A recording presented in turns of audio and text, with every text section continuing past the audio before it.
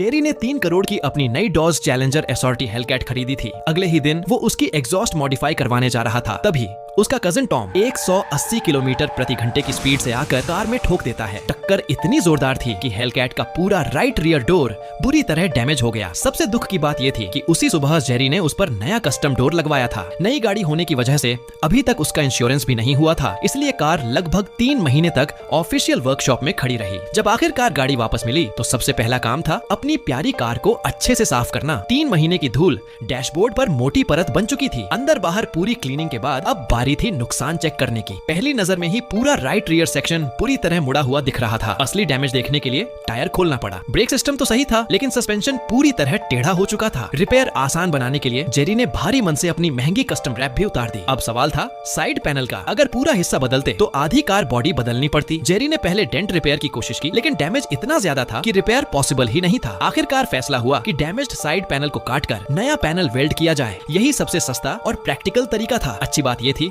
कि टॉम खुद एक वर्कशॉप का मालिक था और उसके पास मैचिंग पैनल भी मौजूद था। वेल्डिंग के बाद फिटिंग इतनी परफेक्ट थी कि रंग छोड़कर बाकी सब फैक्ट्री फिनिश जैसा लग रहा था। टेढ़े हो चुके सस्पेंशन की जगह जेरी ने ऑनलाइन नया शॉक एब्जॉर्बर मंगवा लिया। वहीं टायर के लिए उसने नया कार्बन फाइबर रिम खरीदा। मतलब जहां बचत करनी थी वहां बचत, और जहां खर्च जरूरी था वहां खुलकर खर्च। रंग अभी पूरी तरह मैच भी नहीं हुआ था कि जेरी तुरंत ड्राइवर सीट में जाकर हेलकैट की आवाज सुनने बैठ गया। इंजन की गरज अब भी पहले जैसी ही खतरनाक लग रही थी। अब बारी थी रीपेंट की। साइड पैनल और ब्लू रिप्लेसमेंट डोर को ओरिजिनल रेड कलर में पेंट किया गया। हालांकि मैन्युअली तैयार किया गया रेड शेड फैक्ट्री कलर से थोड़ा अलग था, जो धूप में साफ दिखाई देता था। लेकिन जेरी को इससे कोई फर्क नहीं पड़ा। इसके बाद उसने अपना अधूरा सपना पूरा किया, एग्जॉस्ट मॉडिफिकेशन। गाड़ी को एक प्रोफेशनल एग्जॉस्ट शॉप ले जाया गया। वहां जेरी ने एग्जॉस्ट में एक खास लिक्विड डाला और नया सेटअप इंस्टॉल किया। कुछ देर के बर्न प्रोसेस के बाद कार की भारी आवाज बदलकर बिल्कुल जंगली बिल्ली जैसी दहाड़ में बदल गई।